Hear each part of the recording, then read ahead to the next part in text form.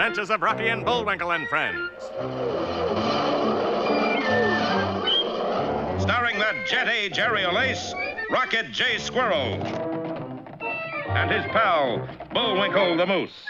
Hi, glad to see you again. Likewise. We got some great things on the show today. Like what? Like what? Well, you ought to know, Bullwinkle. You're in some of them. Well, let's get started.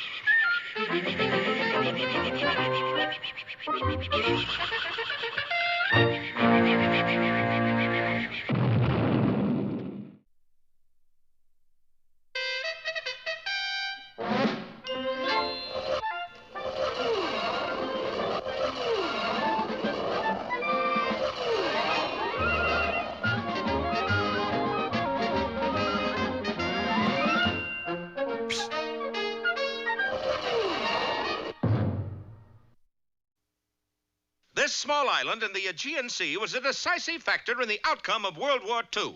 The island was called Abalone. On July 22nd, 1943, 5 gigantic cannons were brought to the island.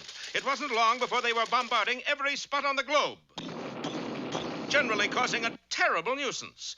What you're about to see is an account of how these fearsome leviathans were silenced. This is the story of the Guns of Abalone. Send Captain Schneider in here. I am Captain Schneider, General. Well, you certainly got here fast. Schneider, form a group of commandos and destroy those guns the narrator was talking about. To hear is to obey. Thus came about the formation of Schneider's Raiders. To make a short story even shorter, Schneider's Raiders accomplished what they set out to do. The Guns of Abalone were silenced, but not forever. 18 years later, a reunion was held on the second floor of a one-store building. Captain Schneider, older and wiser, proposed a toast to his comrades. So drink, chug-a-lug, chug-a-lug, chug-a-lug. So drink, chug-a-lug. Include me out, Captain. What's wrong, Crenshaw? Are you driving tonight? No, it's them headlines in the paper. And there in black pica were the words, Guns of Abalone, renew firing. The paper's wrong. The paper was right. A worldwide appeal was launched for volunteers to destroy the cannons once and for all. Alas, not one volunteer stepped forward. Hokey smoke, Bullwinkle. We're out of milk. One of us has got to run down to the store. Leave it to me, Rock. I'll go. Wouldn't you know it, those last two words, I'll go, were overheard by a newspaper reporter who relayed them to his editor, who relayed them to a linotype machine, who relayed them to page 1 of the Frostbite Falls Flyer. Read all about it. Bullwinkle says he'll go. Is it true, Bullwinkle? You're going to Abalone? Oh, I never shop at Abalone's. Too crowded, you know. I always buy my groceries at the J&T. You don't understand, Bullwinkle. Somehow or other, when you said you'd go, everyone assumed you'd volunteer to go to an island in the Aegean Sea. What's wrong with the milk in this country? It took Rocky the better part of the night to explain what had happened. In fact, he was still explaining about a jet airliner bound for Europe. And if those cannons aren't taken care of, they could blow up the world. What's that got to do with the price of milk? We've nothing better to do, so let's jump ahead of our heroes to their eventual destination. Now, the island of Abalone isn't very large, yet the cannons are not easily discernible. That's because they are camouflaged. You see that small building with the 5 smokestacks? Well, those smokestacks are in reality smokestacks. The cannons are on the other side of the island, disguised as trees. Whoops, there they go. Oh, boy, Boris, those things make loud booms. You think this loud? Wait till world gets ransom note. Then you hear noise. I going to say, world, Boris will blow you up unless you give to me moose named Bullwinkle and squirrel named Rocky. For why you let those two bug you? Because, Natasha, I promised someone I rid hemisphere of all goodies. Who you promise? Me. Here, take shell and load number 1 canyon. Yes, those two ne'er-do-wells, Boris Badenov and Natasha Fatal, were responsible for reactivating the Guns of Abalone. Who we aim for this time, darling? Oh, we take potluck. And the shell arched its way up into the sky, then took off on a straight line for the airplane carrying our heroes. And that's one of the few straight lines in the show. Will it be a direct hit? Will the real Bullwinkle stand up? Don't miss Falling Stars or Only a Plumber Should Plummet.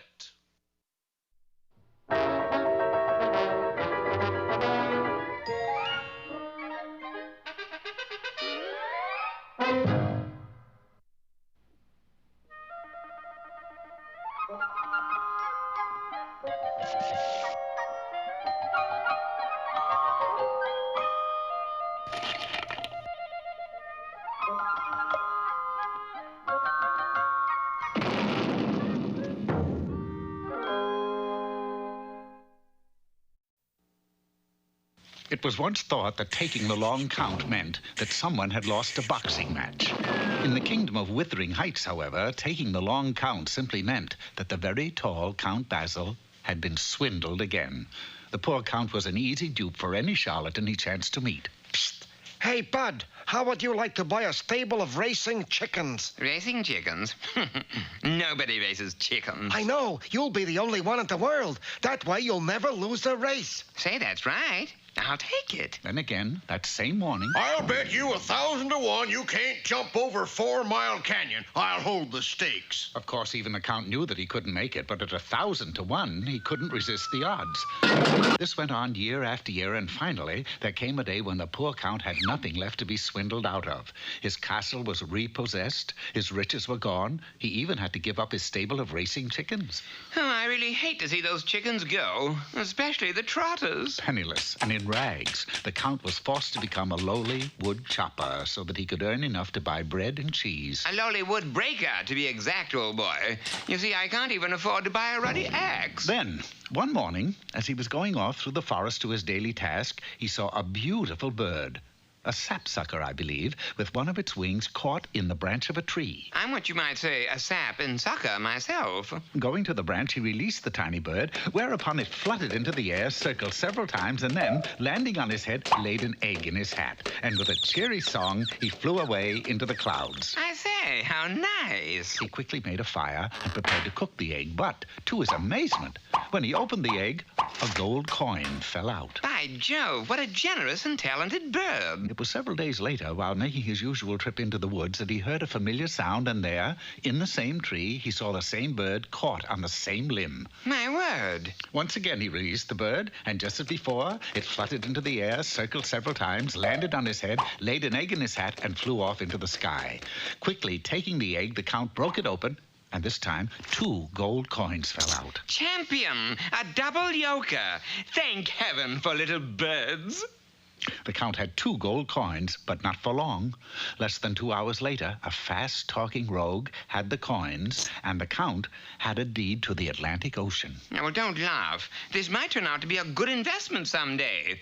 Well, back to the tree. Yes, but when he arrived, the little bird was not there. I wonder what could be keeping the little beggar. Oh, yes, here he is. And this time, the count was taking no chances. Instead of setting the bird free, he took it with him. I shall never let you out of my sight again. And for the next 6 months, the bird laid eggs in the hat, and the count counted coins. 1,000,002, 1,000,003, 1,000,004, 1,000,000... What's this? An Indian head penny? Ooh. See, here we'll have none of that. The marvelous little bird was able to lay eggs full of gold coins faster than the count could be swindled out of them. So it was no time at all before the count was richer than he'd ever been before. He was able to buy fine castles. I'll take 2. They're small. Had all of his clothes made from the most expensive material.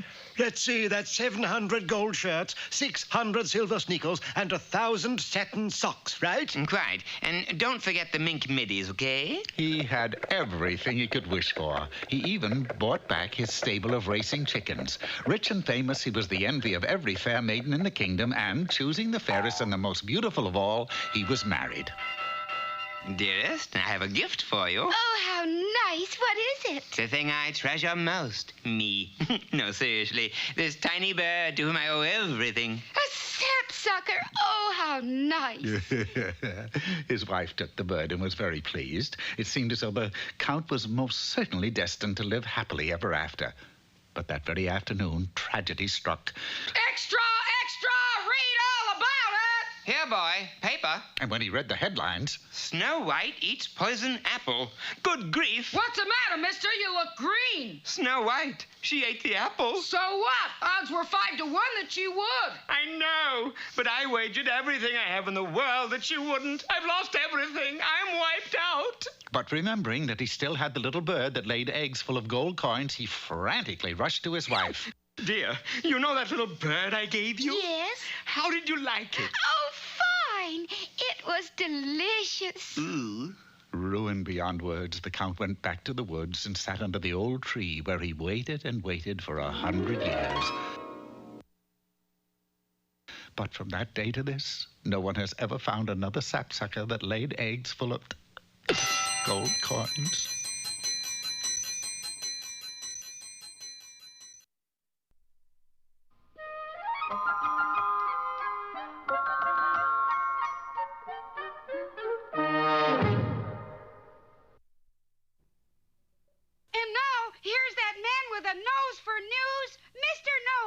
Thanks, Rock. It's also handy for breathing and ornamental purposes. Today, our subject is how to interview a scientist that is working on a secret project. We begin by finding a scientist. Without a human subject to work on, the experiment is lost. But who would be stupid enough? Pardon me, sir, but are you a scientist? Point 2 is to be subtle about getting to the subject of his project. If the project is secret, he may be reluctant to tell you. You doing anything interesting lately?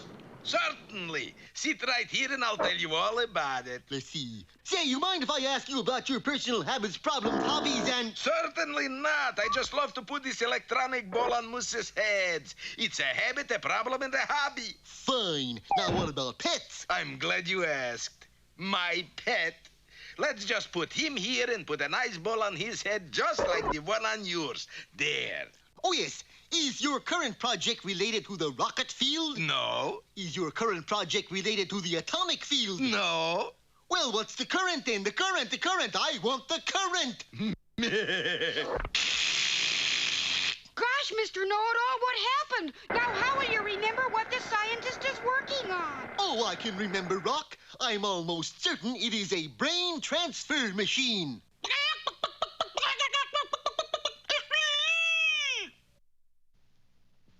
Eeny, meeny, chilly beany, the spirits are about to speak. Are they friendly spirits? Friendly?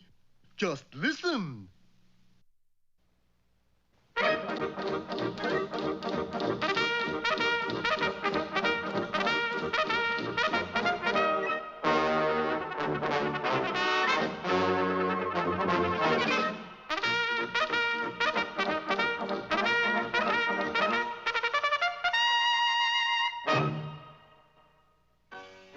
A secret project was under construction on the mountain directly above the RCMP camp. And one day, Inspector Fenwick saw a sign that read... Top secret. That means whatever's going on is a top secret program. Well, no one's going to violate top secret security while I'm Inspector. Send in Dudley Do-Right of the Mounties at once. Dudley Do-Right of the Mounties reporting, sir. Do-Right, undoubtedly you've noticed the activity that's going on directly above our camp. Well, I happen to know that it's top secret. Could you speak up, sir? Top secret! Confound you, Do-Right, keep your ears open. If this project were to be known to certain villainous types, the whole program would be for nothing. What is the project, sir? I don't know, Dudley. All I know is that it is top secret. Mum's the word, sir. What's the word, Dudley? Mum, sir. Oh, yes. Well, Dudley, to keep this certain villainous type from finding out about this top secret project. Could you speak up, sir? Top secret project! What top secret project? On the mountain directly above the RCMP camp, Nell. Dudley, I thought you said mum's a word. Mum it is, sir. Oh, well, Do-Right. I want you to watch Snidely Whiplash 24 hours a day. Never let him out of your sight, otherwise I am certain he will find out some way of wrecking the project. Yes, sir, Inspector, and remember, Nell, mum's the word. All right. Mum, Dudley. Mum, Nell.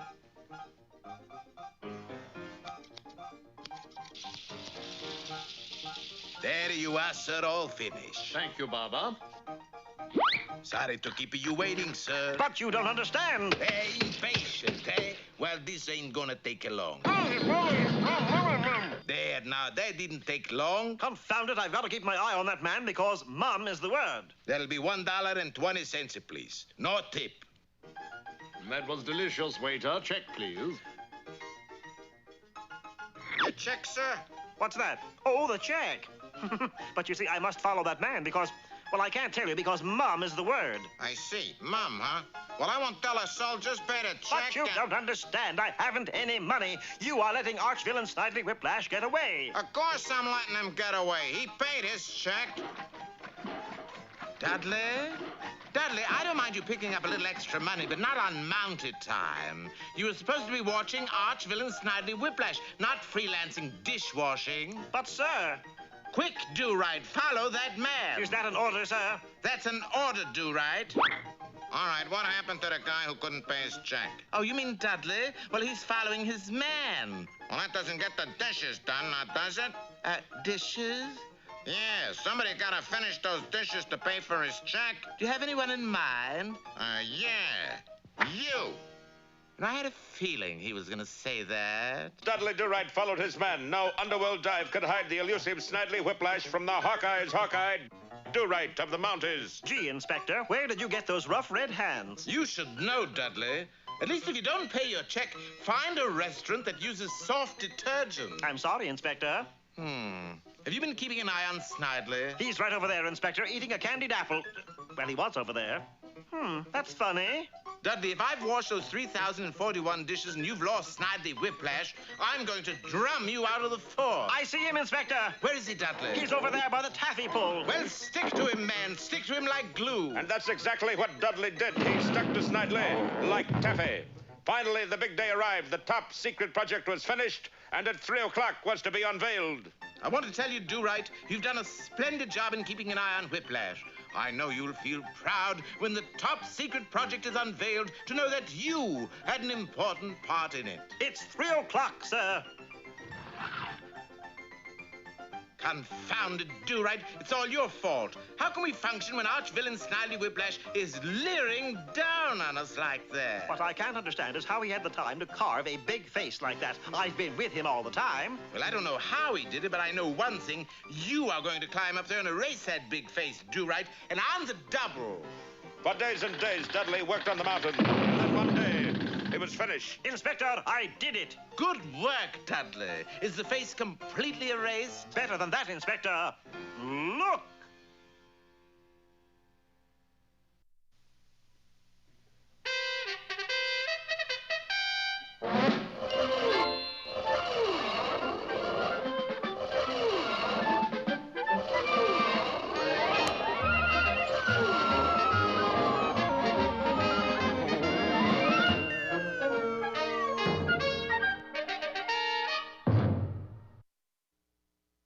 It's pretty hard to get peace and quiet these days, especially with the guns of Abalone spreading destruction all over the place. Someone's got to silence those cannon. Bullwinkle and Rocky were on their way, but it wasn't going to be easy. Unless they send me moose and squirrel, I blow up cotton pickin' world. Alas, that shell was aimed directly at our hero's aircraft. Quick, tell the pilot to make a 90-degree turn. Bullwinkle dashed to the pilot's compartment, but the pilot was already aware of the situation and had parachuted to safety. What'd he say, Bullwinkle? Not a heck of a lot. Well, if he doesn't make a turn, we're gonna get blown up. Prophetic words. Seconds later, all that remained was a black cloud. But when the cloud broke up, it revealed the wreckage of the plane, and the plane was sitting atop the Rock of Gibraltar. It must have hit us just as we landed. We sure are lucky. Some of us are, anyway. Bullwinkle, you're hurt. Oh, it's nothing, Rock. Few third-degree burns. The smoldering moose was in need of medical attention, and the only place to get it on Gibraltar was the British Army Hospital. Britons, however, were notoriously healthy on the island, and the hospital had been converted into a billiard parlor. Looks like they're busy operating. Pardon us, gentlemen, but is there a... Hush! Can't you see I'm in the midst of a devilishly ticklish shot? Oh, shoot, Carruthers, you're beaten and you know it. Not if I make this shot, I'm not. Why don't you try putting a little English on the ball, seeing as how you're British and all that? Exasperated, General Carruthers looked up just as he shot and neatly stuck his cue through the table. Nice try. Good Lord, that's torn it. You've made me ruin this table, my favorite snooker table, and you've caused me to decimate it. Well, couldn't you play miniature golf on it or something? Guards, place these two under arrest. But you don't understand, sir. I'm burned. And you think I'm not? The boys were unceremoniously dumped into a cell. Oh, fine. Now how do we get to Abalone from here? In 2 words, escape. The walls are 2 feet thick. There aren't any windows, and the only door is airtight. Well built, isn't it? Seems to be some writing on the floor. Wait till I blow the dust off. Can you read what it says? Not too well, no. Monte Cristo was here. Hey, do you know what that means? Yeah, some guy was in here making sandwiches. No, the Count of Monte Cristo must have been imprisoned in this cell, and he got out.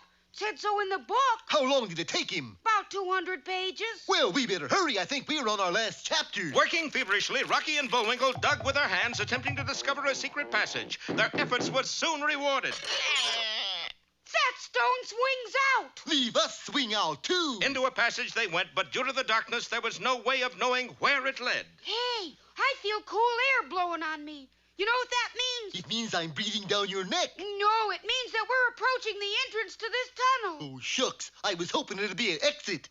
Bullwinkle, I think we're outside. Well, strike a match for freedom, Rock. And just like that, they were bathed in light. Those are some matches you have. It wasn't a match, but a row of searchlights that provided the sudden illumination. And beside them stood a firing squad. The penalty for escape is instant liquidation. Sorry. Prepare to volley, chaps. Uh-oh. Is this to be our hero's swan song? Don't miss I'm Out of Bullets or Pour Me Another Shot.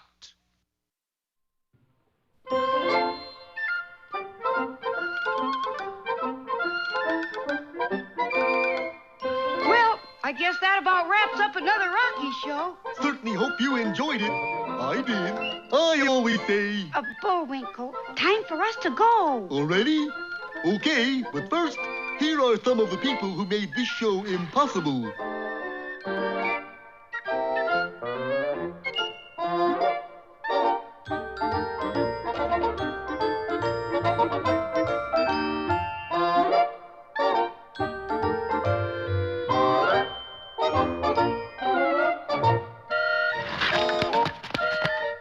That's not all. My fingers get tired.